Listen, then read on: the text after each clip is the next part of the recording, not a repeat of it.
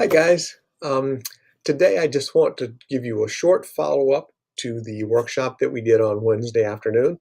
This will give you 5 additional pieces of information about using Google Slides so that you will be just a little bit more of a professional than everybody who came on Wednesday. And that's the benefit of being in this group, am I right? All right, let's turn me off down there and let's get started. The very first thing I want to talk about is that as you start a slideshow or a slide deck, you can change the size and shape of this window. Right now, it is just a big old giant rectangle, and that's how it always starts. But if you go under File to Page Setup, you can change it from widescreen to a more standard 4x3. You can even customize it and make it a square. You can make it however you want it to be. And why would you want to do that? Well, this widescreen view works perfectly if you're projecting up onto a big screen like we did on Wednesday. This may or may not be the best way if you're just using Google Slides to create something that you're going to print out later. And a lot of teachers use Google Slides to create printed material for their classroom. The reason for doing that is because it's so easy to drag and drop and rearrange things and add pictures and text and shapes, and it's such a great creative tool, but you want to control how it looks when you print it out. And so that's how you can change the size and shape of the little box that you're working in here. Second thing we want to talk about is printing. I'm going to flip over to the presentation that we looked at on a Wednesday and look at how we can print that out. Under the Print Settings and Preview, you'll see this little toolbar up here at the top, and you're going to have some options. I can just print out my slides, and that's going to print one slide on each page that I can hand out. Or if you've made materials for the class, you might want each slide to print as a page. Sometimes you might want the slide to print with the notes that you've made, because that would be helpful to someone that you're sharing with if they knew what you said during your presentation.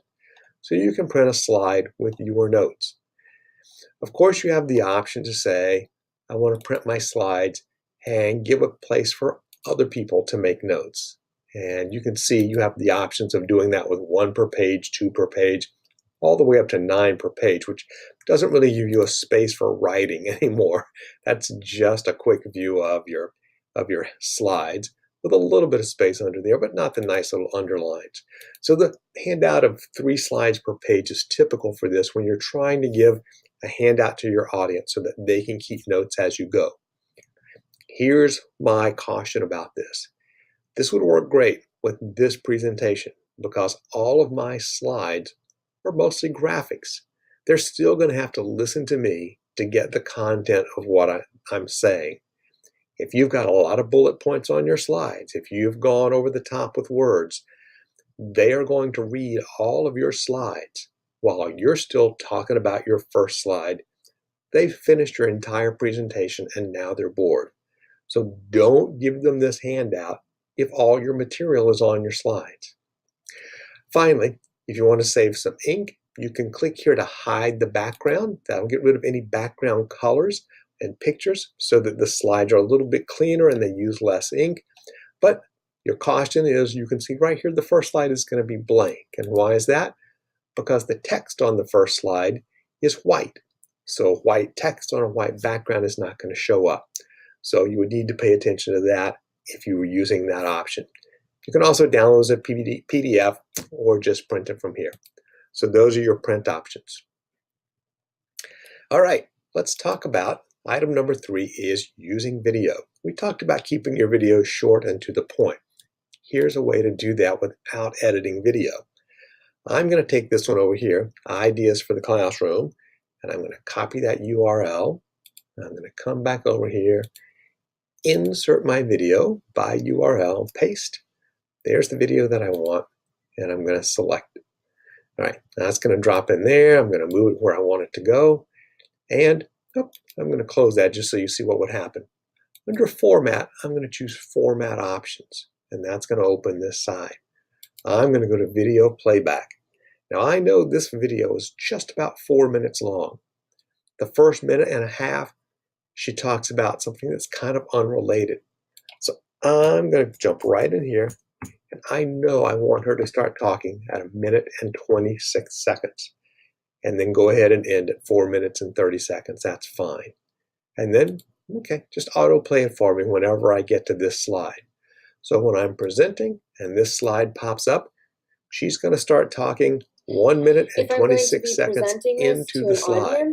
So I've just saved myself some time.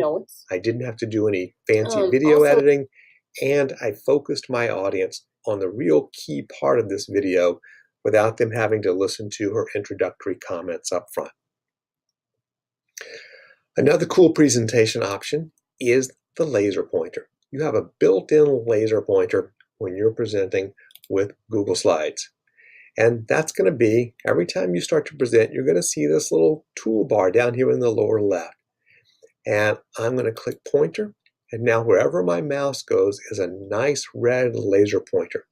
Now, I'm not clicking and dragging because to click and drag forwards the slide.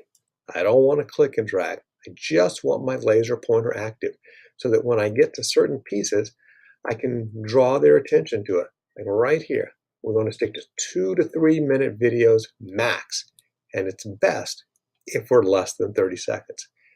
If you've got a lot of content on a particular slide, maybe this one, the laser pointer really helps you highlight key pieces that you might want to point out to the audience. So the laser pointer is a cool little tool.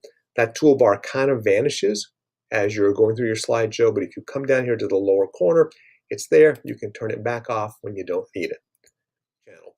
This gives you a few extra tools. Maybe you'll use them when your PLC group does a presentation. Maybe you'll use them later on. Either way, you know how to use Google Slides.